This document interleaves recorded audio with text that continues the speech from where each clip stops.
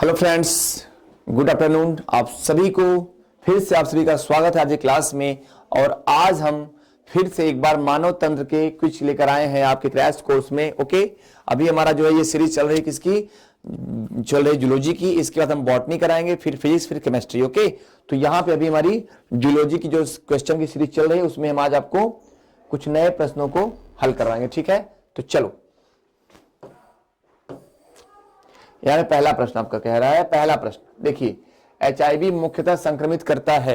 HIV मुख्यतः संक्रमित करता है, तो किसको संक्रमित करता है एचआईवी? तो यहाँ पे साइटोटॉक्सिक लिम्फोसाइट्स है, सहायक लिम्फोसाइट्स है, किलर लिम्फोसाइट्स है, या कोशिका मध्यस्थ टी लिम्फोसाइट्स? बताइए। तो पूछा, देखो जो एचआईवी होता है, एचआईवी क्या करता है, आपकी जो T4 लिम्फोसाइट कोशिकाएं होती हैं उन्हीं को ये क्या करता है, उन्हीं को ये संक्रमित करता है और उन्हीं को बराबर डैमेज करता है। ठीक है, और एक समय ऐसा आता है, देखो जो एचआईवी वायरस होता है ना, एचआईवी वायरस, इसका एक साइकिल होती है, इसकी एक साइकिल होती है, कितनी? 12 वर्ष की। यानी ये 12 वर्ष की इसकी एक साइकिल होती है। ठीक है, 12 वर्षों में ये आपकी पूरी T4 लिम्फोसाइट्स को बिल्कुल क्या करता है, बिल्कुल हैक करके नष्ट कर देता है। ठीक है, तो यहां पर क्या हो जाएगा, आपका जो कोशिका के मध्यस्थ टी लिम्फोसाइट्स हैं उन्हें ये नष्ट करता है। ठीक है, उन्हें ये नष्ट करता है। कौन? आपका एचआईवी वायरस। ठीक है, एचआईवी वायरस क्या है? एक आरएनए वायरस है। जो एड्स का वायरस है क्या होता है? एक आरएनए प्लस प्रोटीन से बना वायरस होता है। ठीक है, मनुष्य का कौन सा अंग अवशेषी अंग होता है? कर्ण पल्लव की पेशियां, या कर्ण पल्लव, या क्षुद्रांत, या दांत? अब देखो यहां पे आपको देखना है अवशेषी अंग। तो जो अवशेषी अंग होते हैं, अवशेषी अंग ऐसे अंग हैं जिनका हमारे शरीर में कोई कार्य नहीं है। ठीक है, कभी जब मानव कुछ ऐसे कार्य करता था तो ये अंग कार्य करते। जैसे देखा जाए तो मानव में जो कर्ण पल्लव की पेशियां होती हैं वो अवशेषी अंग होती हैं। मानव में जो आपका उंडुक पुच्छ है, यानी आपका अपेंडिक्स है, वो अवशेषी अंग है। ठीक है, मानव में पूंछ अवशेषी अंग है। ठीक है, तो ये सब क्या है, मानव में अवशेषी अंग है। अवशेषी अंग वे अंग होते हैं जिनका हमारे शरीर में कोई भी रोल नहीं होता, ये कोई भी कार्य को संपादित नहीं करते। ठीक है, तो यहां पर जो कर्ण पल्लव की पेशियां होती हैं, कर्ण पल्लव की पेशियां ये है ना, ये क्या है, ये सभी ये क्या है, अवशेषी अंग है। इसके अलावा क्या है आपका, इसके अलावा आपका अपेंडिक्स,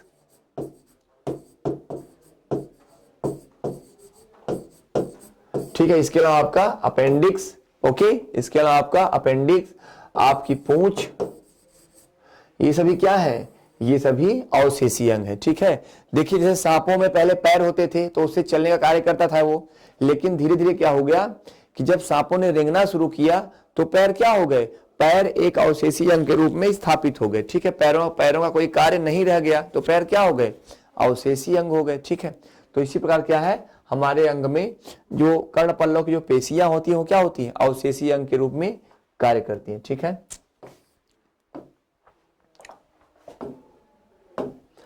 खाद्य श्रृंखला में शाकाहारी है, खाद्य श्रृंखला में शाकाहारी है, प्राथमिक उत्पादक, प्राथमिक उपभोक्ता, द्वितीयक उपभोक्ता, या अपघटक?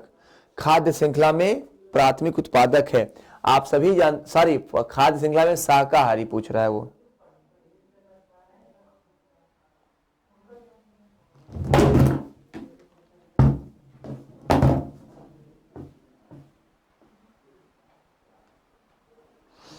ठीक है,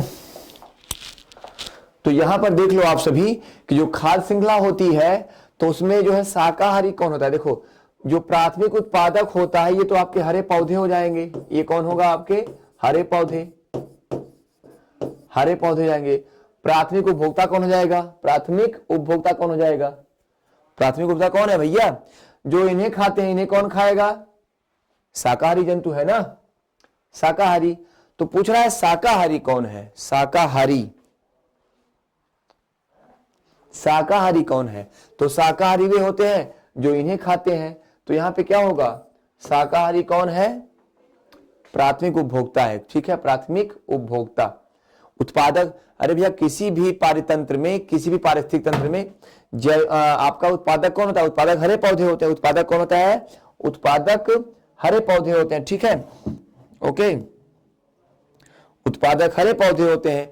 और इसके बाद जो हरे पौधों का सेवन करते हैं, जैसे गाय, भैंस, बकरी, ये सब क्या है, ये सभी प्राथमिक उपभोक्ता होते हैं। ठीक है, तो शाकाहारी कौन है, प्राथमिक उपभोक्ता है। क्लियर है। चलो, अब ये द्वितीय उपभोक्ता कौन है, द्वितीय उपभोक्ता, तो इसमें आपके मांसाहारी आते हैं, जो इनको खाते हैं, गाय भैंसों को, ये क्या होते हैं, द्वितीय उपभोक्ता होते हैं। ठीक है, चलो,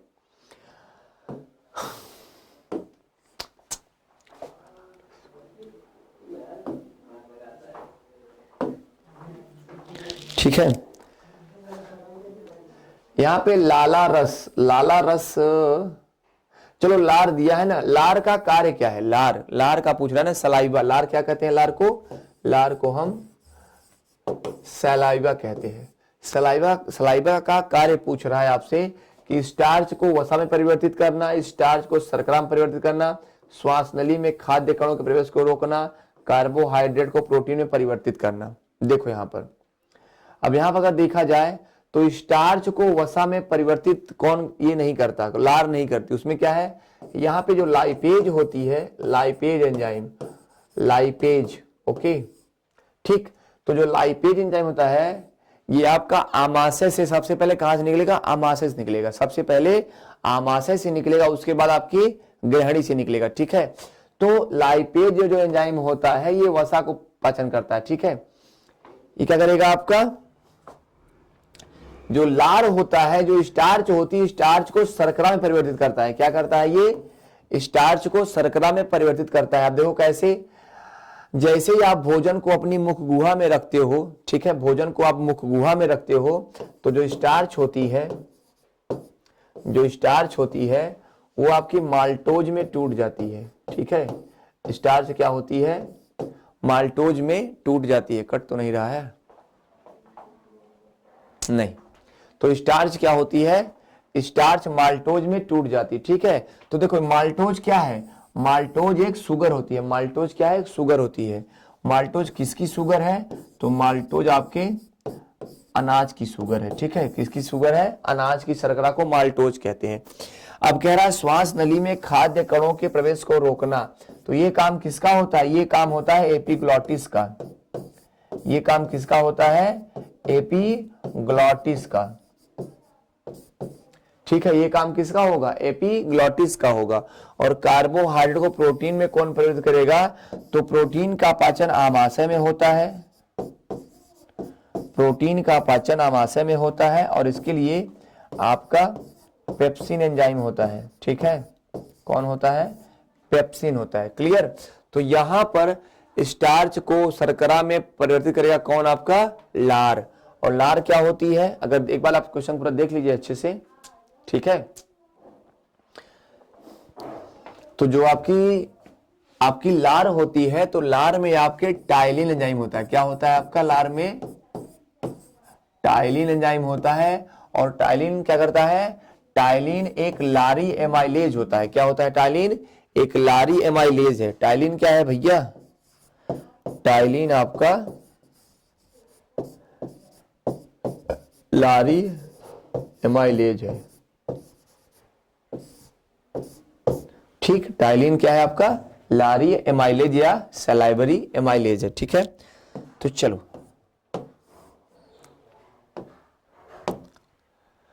सिर और ऊपरी जबड़े के बीच का जोड़ एक उदाहरण है। सिर और ऊपरी जबड़े के बीच का जोड़ एक उदाहरण है। क्या उदाहरण है भैया, हिंज संधि यानी हिंज ज्वाइंट का, कद्दू खलिका संधि इसे क्या बोलते हैं, बॉल एंड सॉकेट ज्वाइंट है। श्रोणि संधि इसे बोलते हैं पेल्विक ज्वाइंट, या बुद्ध संधि या फिक्स्ड ज्वाइंट। ठीक है, तो जो सिर, जो आपका सिर है और ऊपरी जबड़ा, ये दोनों क्या है, ध्यान दीजिएगा। जब अपना मुंह खोलते हैं ना, तो जो ऊपर का ये हिस्सा है ये नहीं खुलता। कौन खुलता है, ये नीचे की हड्डी खुलती है। इसे क्या बोलते हैं, इसे बोलते हैं मैंडिबल। क्या बोलते हैं इसे, मैंडिबल। देखिए, जो जबड़े की हड्डियां हैं वो मैक्सिला और मैंडिबल है। क्या है, मैक्सिला और मैंडिबल। तो जो आपकी ऊपरी जबड़ा जो आपका होता है वो नहीं खुलता, वो क्या होता है, वो खोपड़ी से क्या होता है, फिक्स होता है। क्या होता है, खोपड़ी से फिक्स होता है। क्या होता है, वो खोपड़ी से फिक्स होता है। और जो हिंज ज्वाइंट है ना, हिंज ज्वाइंट, हिंज क्या है, हिंज ज्वाइंट वो होता है कि जो एक तरफ तो मूव करता है, एक तरफ एक तरफ तो मूव करता है लेकिन दूसरी तरफ मूव नहीं करता। जैसे देखो जो हिंज है क्या है, जैसे ये एक तरफ खुलता है, जैसे आपकी हाथ की हड्डी है, ये हाथ की हड्डी, देखो हाथ है तो हाथ को इधर तो हम खोल सकते हैं, लेकिन अगर हाथ को नीचे से जाना होगा तो नहीं जाएगा ना। तो कहने का मतलब ये संधियां ऐसी होती हैं हिंज ज्वाइंट कि एक तरफ ही मूव करती हैं, दूसरी तरफ मूव नहीं करती। और आपके घुटने में और आपकी कोहनी में ये ज्वाइंट होता है। कद्दू खलिका संधि क्या होती है, बॉल एंड सॉकेट ज्वाइंट। ये ऐसी संधि है जो 360 डिग्री यानी 360 डिग्री एकदम फ्रीली घूमती है। जैसे देखो ये संधि है, कौन सी, ये संधि, देखो ये संधि घूम रही है, ये संधि घूम रही है ना, ये देखो, ठीक। और ये पैर में, ठीक है, पैर को ऐसे आप राउंड घुमा सकते हो। तो कहने का मतलब जो बॉल एंड सॉकेट ज्वाइंट होता है वो क्या करता है, वो 360 डिग्री मूव करता है। श्रोणि संधि यानी पेल्विक ज्वाइंट क्या है, ये बिल्कुल भी मूव नहीं करता। ये क्या है, पेल्विक ज्वाइंट, ये श्रोणि संधि है, पेल्विक ज्वाइंट, ठीक है। तो यहां पे क्या आपका हो जाएगा आंसर, फिक्स्ड ज्वाइंट हो जाएगा, ठीक है।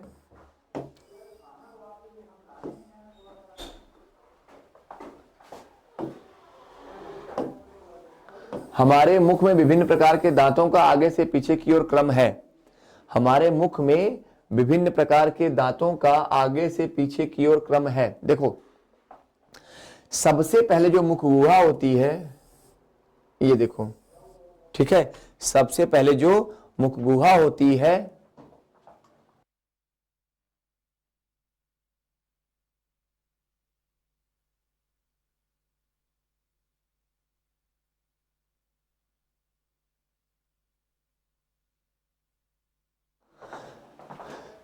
तो सबसे पहले जो मुख गुहा होती है वो क्या करती है, देखो सबसे पहले देखो यहाँ पे ये मुख गुहा है, तो हम यहाँ पे आधे की संख्या लेते हैं।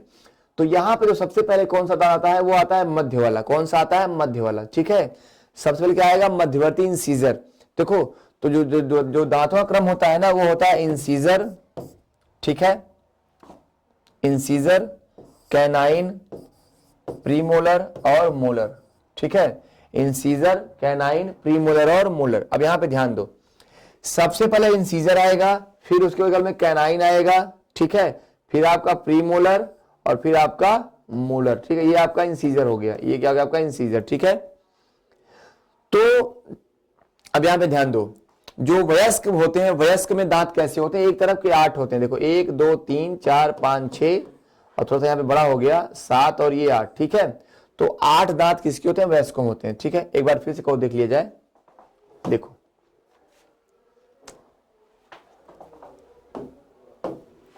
देखो यहां पे, तो यहां पर देखो पहले 1 2 आपके इंसीजर हो गए, एक कैनाइन हो गया, ठीक है, 2 कैनाइन हो गया, ओके। फिर आपके 2 आपके क्या, प्रीमोलर और 3 क्या है आपके मोलर, ठीक है। तो देखो यहां पे 1 2 3 4 5 6 7 8, ओके। अब इधर से 8 इधर भी रहेंगे और जो नीचे का जबड़ा होगा तो इधर भी 8 रहेंगे और इधर भी 8 रहेंगे। वयस्कों में क्या होते हैं, 8 दांत होते हैं ना। तो यहाँ पे जो दांतों का जो क्रम होता है वो होता है इंसीजर, कैनाइन, प्रीमोलर और आपके मोलर, ठीक है, ओके, प्रीमोलर और मोलर। अब यहाँ पे जो आई है, आई का मतलब क्या होता है, तो आई का मतलब होता है कृंतक, आई का मतलब होता है कृंतक, सी का मतलब होता है रदनक, प्रीमोलर का क्या होता है अग्रचवर्णक और यम मूलक का चवर्णक। तो ऑप्शन अब क्या हो जाएगा आपका सी, क्या ऑप्शन आपका हो जाएगा, सी हो जाएगा, ठीक है, ऑप्शन आपका सी हो जाएगा यहां पे, ठीक है। तो आपके जो दांतों का जो क्रम होता है वो कैसे होता है, सबसे पहले कृंतक आते हैं, कृंतक मतलब इंसीजर, कृंतक मतलब इंसीजर होते हैं, और फिर उसके बाद क्या है, कैनाइन होते हैं, ओके, फिर कैनाइन होते हैं, कैनाइन के बाद क्या होते हैं, कैनाइन के बाद फिर होते हैं क्या, अग्रचवर्णक यानी प्रीमोलर, और फिर क्या होते हैं, मोलर होते हैं, ओके, क्या होते हैं, मोलर होते हैं।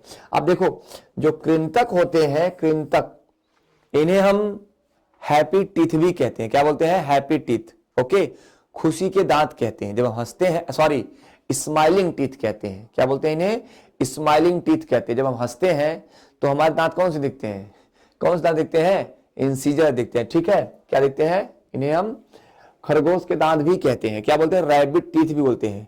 जब बच्चों में 2 दांत आते हैं, 2 दांत, तो देखते हैं ना कैसे लगते हैं खरगोश के दांत।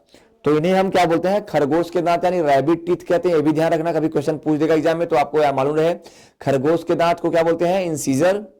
ठीक है, जो आपका इंसीजर है उसे क्या बोलते हैं, खरगोश के दांत भी कहते हैं, और उसे आपके स्माइलिंग टीथ भी कहते हैं। क्लियर, मुस्कुराहट के दांत। ठीक है, और यहाँ पे क्या जो रदनक है यानी कैनाइन, कैनाइन क्या होता है, कैनाइन जो है मांसाहारियों का एक विशेष लक्षण होता है। कैनाइन जो है मांसाहारियों का एक विशेष लक्षण होता है, और ये क्या करता है, ये चीरने या फाड़ने के काम में आता है। अग्र चवर्णक और चवर्णक ये क्या होते हैं, भोजन को चबाने और पीसने के काम में आते हैं। भोजन को पीसने और चबाने के काम में आते हैं। तो यहाँ पे कृंतक, रदनक, अग्रचवर्णक और चवर्णक यानी IC, PM और यम। क्लियर है, चलो आगे बढ़ते हैं।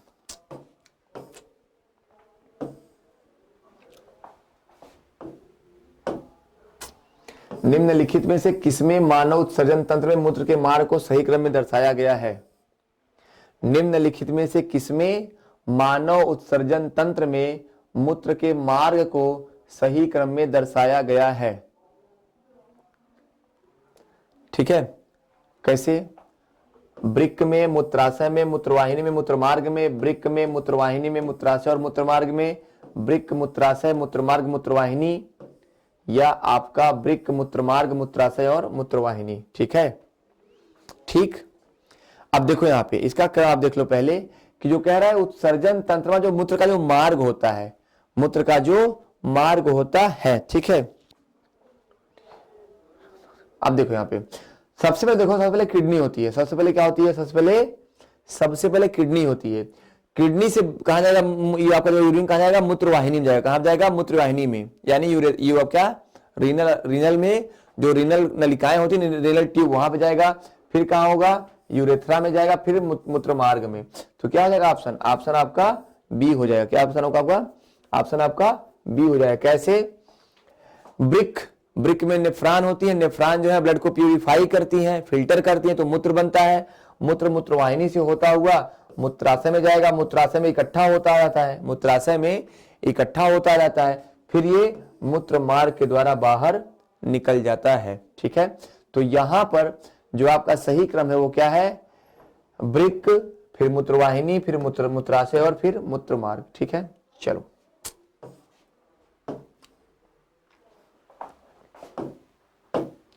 कह रहा निम्नलिखित में से मानव पाचन तंत्र के भागों के संयोजन का वह कौन सा समुच्चय है जो कोई पाचन कार्य नहीं करता। मतलब कह रहा है कौन सी ऐसी ग्रंथि है मानव में जो पाचन की क्रिया नहीं करती। यहाँ पे दिया है ग्रसिका, बृहदांत्र, मलाशय, मुखगुहिका। ग्रसिका, बृहदांत्र, मुखगुहिका, बृहदांत्र, मलाशय, या मुखगुहिका, ग्रसिका और मलाशय। अब देखो यहाँ पे ग्रसिका क्या है, यानी ग्रास नली। ग्रसिका क्या है, ग्रास नली। ओइसोफेगस क्या है आपका, ये ओइसोफेगस। ठीक है, बृहदांत्र क्या है, बृहदांत्र आपकी है लार्ज इंटेस्टाइन, लार्ज इंटेस्टाइन। और मलाशय क्या है आपका, रेक्टम। मलाशय क्या है भैया, रेक्टम है। ठीक है, मलाशय क्या है, रेक्टम है। ठीक है, तो यहां पे ध्यान दो कि मलाशय क्या है, जो आपका रेक्टम है। तो यहां पे देखो क्या होता है कि जो मुखगुहिका होती है, जो मुखगुहिका, यहां पर स्टार्च क्या होता है, टूट जाता है। स्टार्च मतलब भोजन का जो पाचन होता है, तो पाचन का प्रारंभ कहां से होता है, तो पाचन का प्रारंभ मुखगुहा से होता है। ठीक है, इसलिए मुखगुहिका तो यहाँ पे ऑप्शन बिल्कुल नहीं होगा। ठीक, ऑप्शन ये नहीं होगा। यहां भी दिया है मुखगुहिका तो यहां भी नहीं होगा, यहां भी दिया है मुखगुहिका तो यहां भी नहीं होगा। तो क्या हो जाएगा ऑप्शन, आपका ऑप्शन ए हो जाए। कैसे, जो ग्रास नली है, ग्रास नली में कोई भी पाचन क्रिया नहीं होती। ठीक है, ग्रास नली में कोई भी पाचन क्रिया नहीं होती। ठीक है, तो होता क्या है फिर ग्रास नली में, ग्रास नली भोजन को आगे बढ़ाने का कार्य करती है। दूसरा क्या है, बड़ी आंत। दूसरा क्या है, बड़ी आंत। अब बड़ी आंत क्या है, तो बड़ी आंत में भी कोई पाचन क्रिया नहीं होती। यहां पर जो जीवाणु होते हैं वो क्या करते हैं, वो भोजन जो बचा हुआ है अपशिष्ट उसको मल में परिवर्तित करते हैं। मलाशय, यहां पर जो अपशिष्ट जो है मल बन चुका है वो इकट्ठा होता रहता है। ठीक है, तो यहां पर जो ग्रसिका, बृहदांत्र और मलाशय है ये क्या करते हैं, यहां पर कोई भी पाचन का कार्य नहीं होता। ठीक है, यहां पर कोई पाचन क्रिया नहीं होती। ठीक है, ओके, समझ में आ रहा बच्चों ना? चलो ठीक है, चलो चलो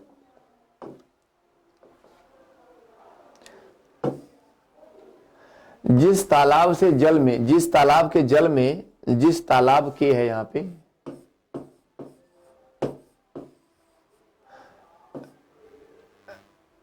जिस तालाब के जल में टैडपोल वृद्धि कर रहे हैं, उस जल में निम्नलिखित में से किस तत्व की पर्याप्त मात्रा उपलब्ध होनी चाहिए? टैडपोल क्या होते हैं? जो मेढक के लार्वा होते हैं, मेढक के बच्चे क्या बोलते हैं? टैडपोल कहते हैं ना। तो जो टैडपोल जब वृद्धि कर रहे होते हैं तो उस तालाब के जल में पर्याप्त मात्रा में क्या होना चाहिए? ऑक्सीजन, कि आयोडीन, या नाइट्रोजन, या क्लोरीन? बताओ।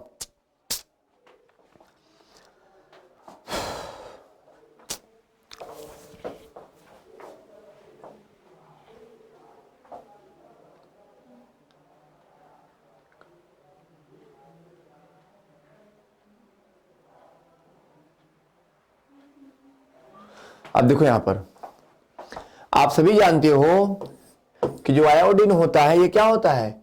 ये आयोडीन क्या करता है? ये वृद्धि में सहायक होता है। कैसे? आप जानते हो कि जो थायराइड ग्रंथि होती है मनुष्य में, वो क्या करती है? अब यहां पे थायराइड ग्रंथि नहीं है, ठीक है, लेकिन क्या है? आयोडीन क्या है? आयोडीन एक वृद्धि में सहायक तत्व है। क्यों? जो थायरॉक्सिन हार्मोन निकलता है वो करता क्या है? वो थायरॉक्सिन हार्मोन क्या है? आयोडीन युक्त हार्मोन है। क्या है? आयोडीन युक्त हार्मोन है। तो आयोडीन की मात्रा विशेष होनी चाहिए, जिससे क्या होंगे? टैडपोल क्या होंगे?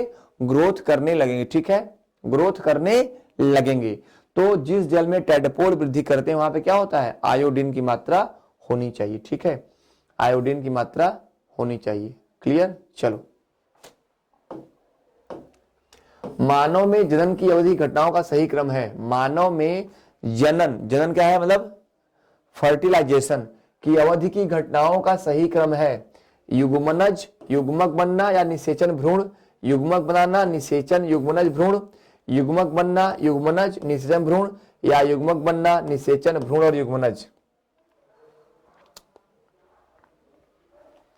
देख लो इस क्वेश्चन को फटाफट सभी लोग, फिर आगे बढ़ा जाए।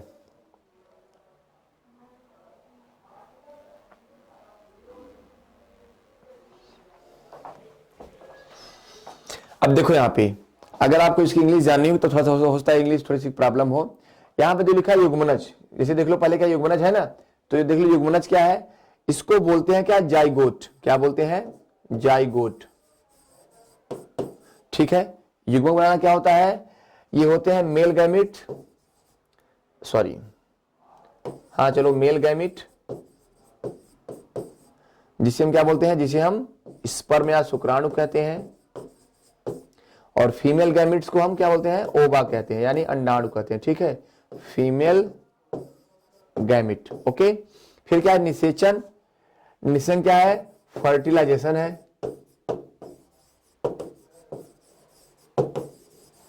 ठीक है, और भ्रूण क्या है? भ्रूण क्या आपका? भ्रूण आपका एम्ब्रियो है। ठीक है, भ्रूण क्या है आपका? एम्ब्रियो है। क्लियर है? भ्रूण क्या है? एम्ब्रियो। ठीक है, तो यहां पर देखो जो मानव में जनन की अवधि की घटनाओं का जो सही क्रम होता है वो क्या होता है? युग्मनज, युग्मक बनाना, निषेचन और भ्रूण। ठीक है, युग्मनज, युग्मक बनाना, निषेचन और भ्रूण। ठीक है, तो यहां पे देखो सबसे पहले क्या होगा? सबसे पहले मेल गैमिट और फीमेल गैमिट का क्या होगा? संयुग्मन होगा, यानी मेल गैमिट और फीमेल गैमिट मिलेंगे। तो सबसे पहले देखो मेल गैमिट और फीमेल गैमिट मिलेंगे। देखो यहाँ पे दोनों दिया है, इसमें तीनों में दिया है ना ऑप्शन। जब दोनों मिलेंगे तो क्या होगा? निषेचन होगा। क्या होगा? निषेचन। अब देखो यहां पर दिया निषेचन, यहां दिया निषेचन। ठीक है, जब निषेचन हो जाएगा तो जाइगोट का निर्माण होगा। यहाँ पे क्या दिया? युग्मनज दिया, यहाँ पे भ्रूण दिया है। तो भ्रूण पहले नहीं बनेगा, पहले क्या बनेगा? पहले आपका जाइगोट बनेगा। तो जब मेल गैमिट और फीमेल गैमिट मिलेंगे तो निषेचन की प्रक्रिया होती है। निषेचन की प्रक्रिया कहां होती है? आप सभी जानते हैं कि कहां होती है? फैलोपियन ट्यूब में होती है। फैलोपियन ट्यूब क्या है? अंडवाहिनी है जो महिलाओं में पाई जाती है। ठीक है, तो युग्मक युग्मक पहले बनता है, मेल गैमेट फीमेल गैमेट, इनके परस्पर संयुग्मन से निषेचन होता है। फिर क्या होता है? जाइगोट बनता है, और वही जाइगोट मादा गर्भाशय यानी यूट्रस में क्या होता है, उसका डेवलपमेंट होता है, तो वो क्या होता है, एक भ्रूण के रूप में होता है। ठीक है, एक भ्रूण के रूप में होता है। तो यहां पर क्या हो जाएगा आपका, ऑप्शन नंबर बी हो जाएगा। क्या हो जाएगा, ऑप्शन नंबर बी हो जाएगा। ठीक है, चलो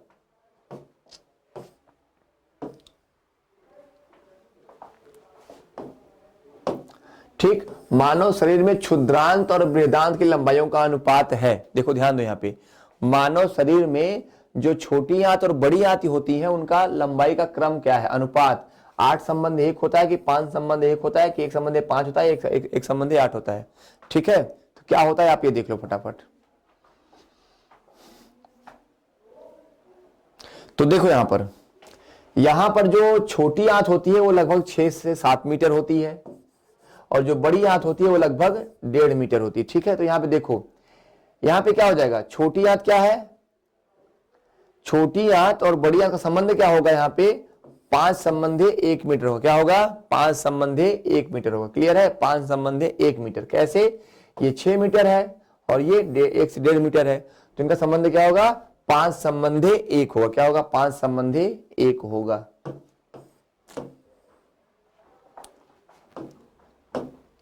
निम्न में से कौन एक अचल संधि है, अचल पूछ रहा है। अचल संधियां क्या होती हैं, अचल संधियां वे संधियां होती जहां पे कोई मूवमेंट न हो। तो सिर और गर्दन के मध्य, कोहनी की कब्जा संधि, कपाल की अस्थियों के मध्य, या कद्दू खलिका संधि। देखो फटाफट,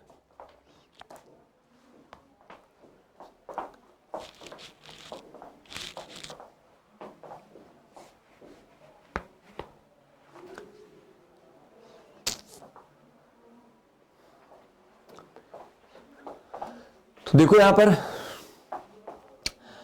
अचल संधि क्या होती है, जहां मूवमेंट ना हो। ठीक है, अब देखो जो सिर और गर्दन के मध्य धुराग्र यानी पिवट संधि होती है वो क्या होती है, एक तरफ देखो सिर और गर्दन यहां पे मूव हो रहे हैं, से मूव हो रही है ना। कोहनी की कब्जा संधि, कोहनी से मूव हो रही है ना। कपाल की अस्थियां, अब जो ये कपाल होता है, जो क्रेनम होता है, तो क्रेनम में 8 हड्डियां होती हैं। क्या होती हैं, 8 हड्डियां होती हैं, और इन 8 हड्डियों में कोई भी ज्वाइंट नहीं होता। ठीक है, कपाल गुहा जो होती है वो एक 8 हड्डियों का बना जाल होती है, माने एक नेट लाइक संरचना होती है जिसमें 8 हड्डियों के बीच में आपका मस्तिष्क जो है सुरक्षित रहता है। तो यहां क्या ये होती है, ये आपकी अचल संधि होती है। क्या होती है, ये आपकी अचल संधि होती है। ठीक है, ये आपकी अचल संधियां हैं। और जो कद्दू खलिका संधि है यानी बॉल एंड सॉकेट ज्वाइंट, तो ये आप देख रहे हैं बराबर मूव करती है। ठीक है ना, तो यहां पे क्या जाएगा आपका, जो कपाल की अस्थियां होती हैं ये क्या होती हैं, ये अचल संधियां है। क्या है, ये अचल संधि है। ठीक है, ओके चलो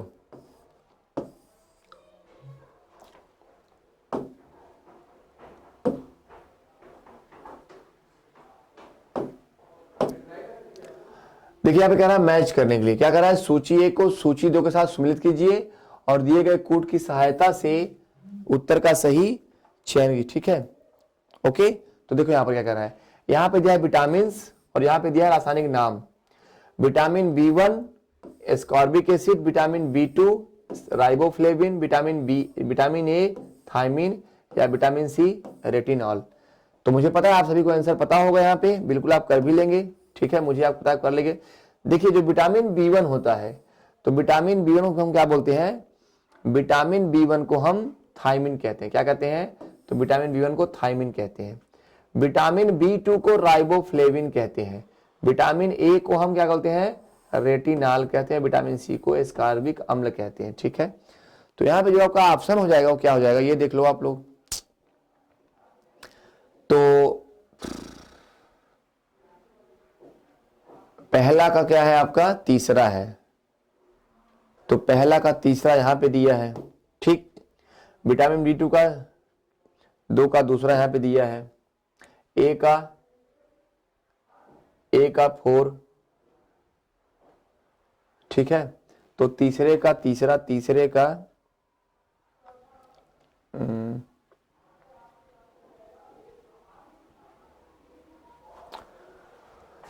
हाँ ऑप्शन गड़बड़ से हो गया क्या, तीसरे का चौथा, तो तीसरे का चौथा यहां पे दिया है सी का पहला।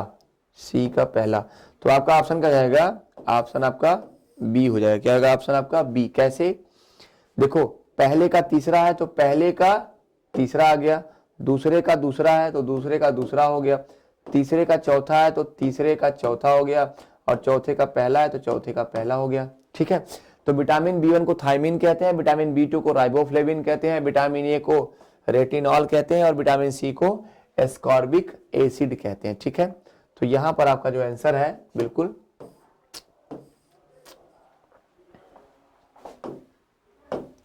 कौन सा विटामिन हमारे नेत्र व त्वचा की संक्रमण से रक्षा करता है। देखो नेत्र व त्वचा की बात कर रहा है, विटामिन सी कह रहा है, विटामिन बी कह रहा है, विटामिन ए कह रहा है, विटामिन डी कह रहा है।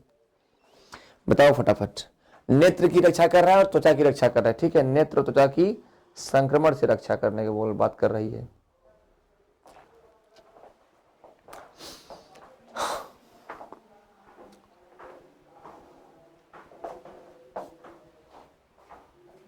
ठीक है, देख लो फटाफट।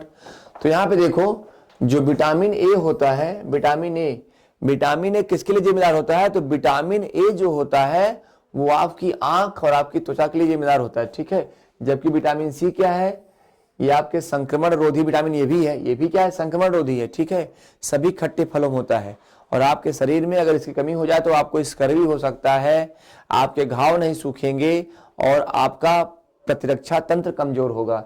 विटामिन डी से क्या होता है, आपकी हड्डियां कमजोर होती हैं। अगर विटामिन डी कमी हो जाए आपके शरीर में तो क्या होता है, आपको रिकेट्स हो सकता है बच्चों में, और आपके मतलब जो वयस्कों में होते हैं तो वयस्कों में आपका ऑस्टियोमैलेशिया होता है। विटामिन बी से क्या होता है, इससे पाचन तंत्र और तंत्रिका तंत्र की कार्यकी पर प्रभाव पड़ता है। तो विटामिन ए क्या है, विटामिन ए आपका त्वचा और नेत्र की संक्रमण से रक्षा करता है। ठीक है, चलो अब कह रहा है गलत मिलान को पहचानिए।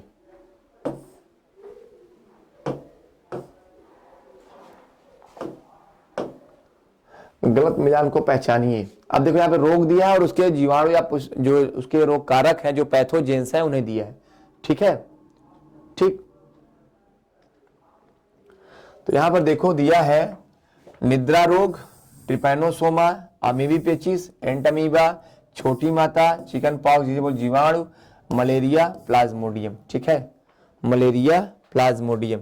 अब यहाँ पे देखो बच्चों, तो जो निद्रा रोग होता है, निद्रा रोग किससे होता है, प्रोटोजोआ से होता है। पापा काम पर सोते हैं, मैंने बताया आपको ना। तो जो ट्रिपैनोसोमा है, क्या है ये, ट्रिपैनोसोमा एक प्रोटोजोवन है। क्लियर है, पापा काम पे सोते हैं, पे मतलब पेचिस, और पेचिस किससे होगा, एंटमीबा हिस्टोलिटिका से होगा। तो ये भी सही है। छोटी माता, रेखा हमें पीछे छोड़ गई, पीछे छो से छोटी माता, तो रेखा पीछे छोड़ गई, किसकी ट्रिक है, वायरस की। तो यहाँ पे क्या है, ये गलत है। क्या है, ये गलत है। और मलेरिया प्लाज्मोडियम से होता है, मलेरिया प्लाज्मोडियम से होता है। तो यहाँ पर जो छोटी माता है, चिकन पॉक्स से जीवाणु नहीं होती, किससे होती है, ये आपके वायरस से होती है। किससे होती है, वायरस से होती है। ठीक है, तो छोटी माता वायरस से होती है। क्लियर है, मैंने आपको रोग का चैप्टर पढ़ा भी दिया और उसके क्वेश्चन भी करा दिए हैं। तो ठीक है, कभी कभार एक दो क्वेश्चन आ जाते हैं। व्यायाम के पश्चात कभी कभी हमारी पेशियों में कैंप आते हैं। कैंप नहीं है, क्रैम्प है। क्रैम्प मतलब क्या, खिंचाव होता है। देखते नहीं है, प्लेयर्स खेलते रहते हैं, कभी कभी आप देखते हैं कि विराट कोहली खेल रहा है तो क्या मतलब खिंचाव आता है, तो उसको जो है रिटायर होना पड़ता है। ठीक है ना, तो क्या है, कभी कभी क्या होता है, क्रैम्प आते हैं। क्रैम्प क्या होता है, खिंचाव, मांसपेशियों में तनाव आ जाता है, खिंचाव जाता है। तो उसका कारण क्या, ये पूछ रहा है कि पायरुवेट का अल्कोहल में परिवर्तन होना, ग्लूकोज का पायरुवेट में परिवर्तन नहीं होना, ग्लूकोज का लैक्टिक अम्ल में परिवर्तन नहीं होना, या पायरुवेट का लैक्टिक अम्ल में परिवर्तन होना। बताओ।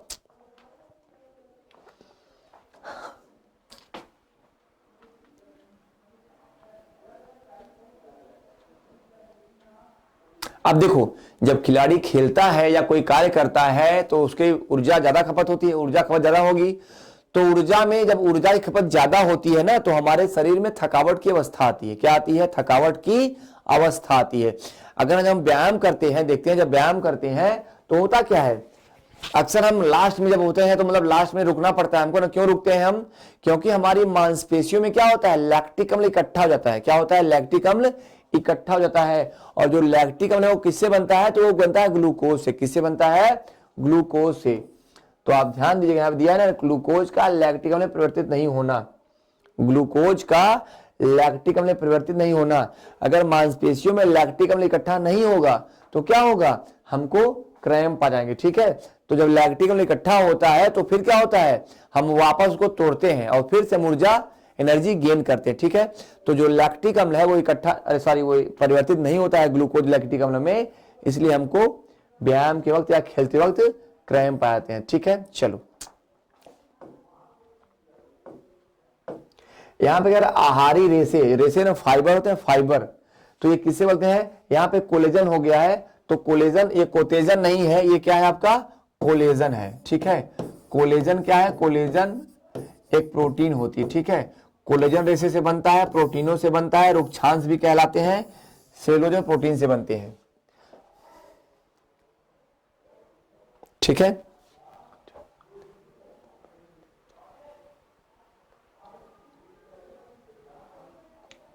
ठीक है, तो यहां पे क्या है, जो आहारी रेशे होते हैं वो क्या है, वो रुक्षांश कहलाते हैं। क्या कहलाते हैं, रुक्षांश यानी फाइबर्स कहलाते हैं। ठीक है, इन्हें क्या बोलते हैं हम, फाइबर्स कहते हैं। ठीक है, तो जो आहारी रेशे हैं इन्हें हम रुक्षांश कहते हैं। क्लियर है, चलो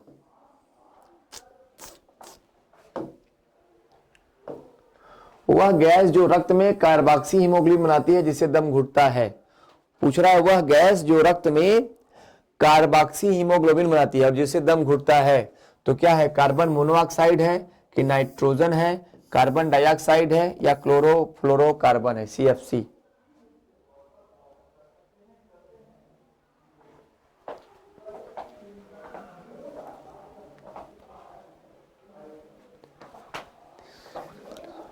ठीक है बच्चों, तो यहां देखिए क्या कह रहा है, वह गैस जो रक्त में कार्बोक्सी हीमोग्लोबिन बनाती है। तो यहां पे देखिए जो कार्बन मोनोऑक्साइड होती है, जो कार्बन मोनोऑक्साइड होती है क्या करती है, वह कार्बन मोनोऑक्साइड जब हीमोग्लोबिन से क्रिया कर लेती है तो क्या करती है, यह आपके शरीर में क्या करती है, आपके शरीर में मांसपेशियों में और मस्तिष्क में खास तौर से ये बहुत ही हानिकारक प्रभाव डालती है। ठीक है, बहुत ही हानिकारक प्रभाव डालती है, जिससे क्या होता है, हमारा दम घुटने लगता है। ठीक है, जिससे क्या होता है हमारा दम घुटने लगता है। ठीक है, जिससे हमारा दम घुटने लगता है। ठीक है,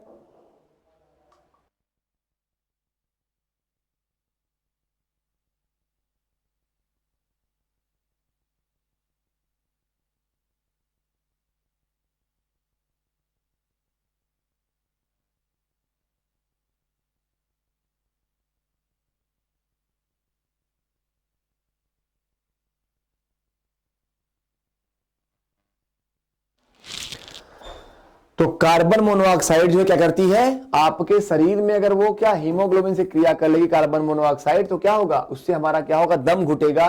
और यही क्या करती है, कार्बोक्सी हीमोग्लोबिन यानी HbCO2 का निर्माण करती है। क्या करती है ये, HbCO2 का निर्माण करती है। क्लियर है, चलो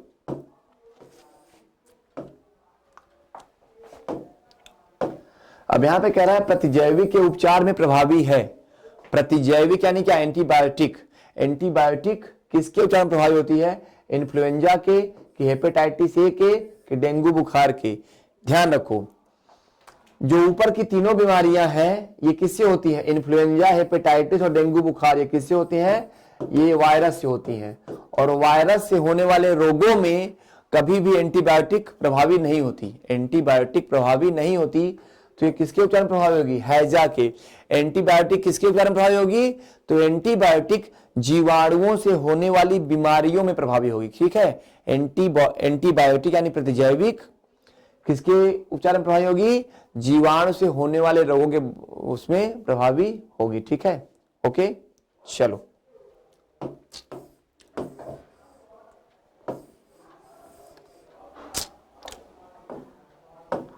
मनुष्य का अंगूठा बाकी अंगुलियों की अपेक्षा अधिक स्वतंत्र से गति करता है। बिल्कुल सही है, मनुष्य का जो अंगूठा होता है, देखो ये अच्छा गति कर रहा है ना, तो ये इसमें उपस्थित होती है। क्यों गति करता है, इसका कारण पूछ रहा है वो, ग्लाइडिंग संधि, हिंज संधि, सैडल संधि या धुराग्र संधि, बताओ फटाफट। अब देखो अंगूठा जो होता है वो एक तरफ तो मूवमेंट अच्छा कर, देखो ये ऐसे ऐसे ना, हम कहते हैं ठेंगा दिखाता है, ठेंगा दिखा रहे हो, तो यहां पे क्या है, ये अच्छी मूव कर रहा है ना। क्यों मूव कर रहा है, देखो अंगूठे में कौन सी संधि होती है? अंगूठे में सैडल संधि होती है। कौन सी होती है? अंगूठे में सैडल, सैंडल नहीं है, सैडल है, ठीक है। तो सैडल संधि होती है। कौन सी होती है? सैडल, ठीक है।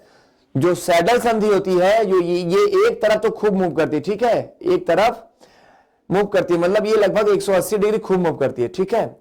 ये देखिए ऐसे ये खूब मूव करती है, बट नीचे मूव नहीं करती। क्यों? यह लगभग आपके बॉल एंड सॉकेट ज्वाइंट के संधियों के बराबर होती है, लेकिन क्या है, पूरी तरह से मूव नहीं करती, ठीक है। तो अंगूठा क्यों है, क्यों बाकी उंगलियों की अपेक्षा अधिक स्वतंत्र होता है? क्योंकि इसमें सैडल संधि होती है।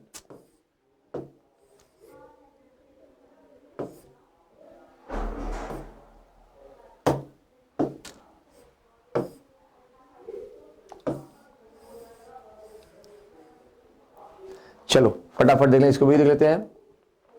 नीचे दिए गए मानव शरीर के अंग उसमें स्रावित रस को सही विकल्प चुनिए। आमाशय से कौन सा रस निकलेगा, यकृत से कौन सा रस निकलेगा, अग्नाशय से कौन सा रस निकलेगा, छोटी आंत से कौन सा रस निकलेगा। तो देखो यहां पर बच्चों, आमाशय से क्या निकलता है? आमाशय से निकलता है जठर रस। क्या निकलता है? जठर रस। यकृत से निकलता है पित्त रस। अग्नाशय से निकलता है अग्नाशयी रस होता है, यहां पे छूट गया है। और छोटी आंत से आपका आंतरिक रस।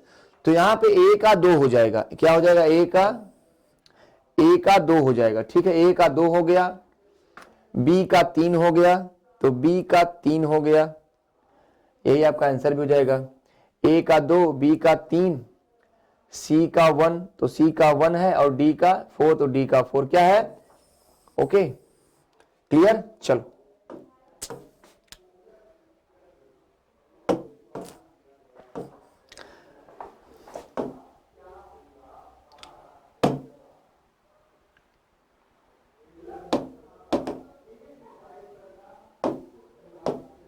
जल में घुलनशील विटामिन है, ये तो बहुत सरल क्वेश्चन है। जल में घुलनशील विटामिन कौन से होते हैं?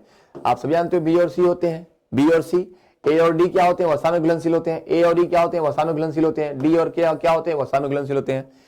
ए डी ई के ये क्या है? वसा में घुलनशील है। तो बी और सी क्या है? जल में घुलनशील विटामिन है, ठीक है।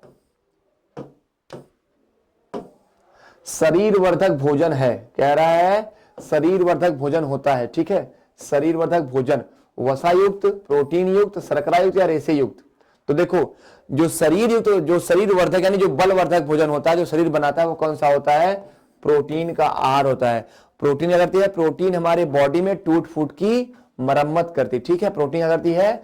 प्रोटीन हमारी बॉडी में टूट फूट की मरम्मत करती है और हमारी बॉडी को बिल्डअप करती है। अगर बॉडी को बनाना है, मस्कुलर बनाना है, तो हमको प्रोटीन युक्त आहार लेना होता है, ठीक है।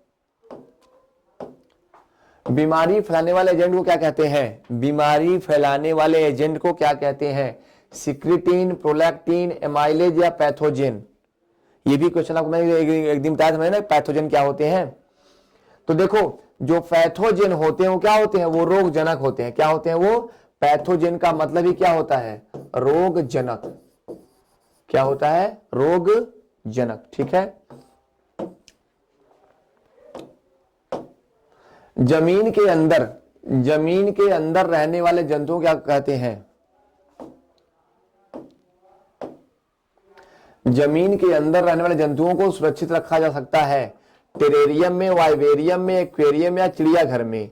तो देखो चिड़ियाघर आप जानते ही हो, एक्वेरियम जो है जलीय जंतु होते हैं, वाइवेरियम जो है आपका, ये वाइवेरियम एक दूसरी श्रृंखला होती है, ठीक है।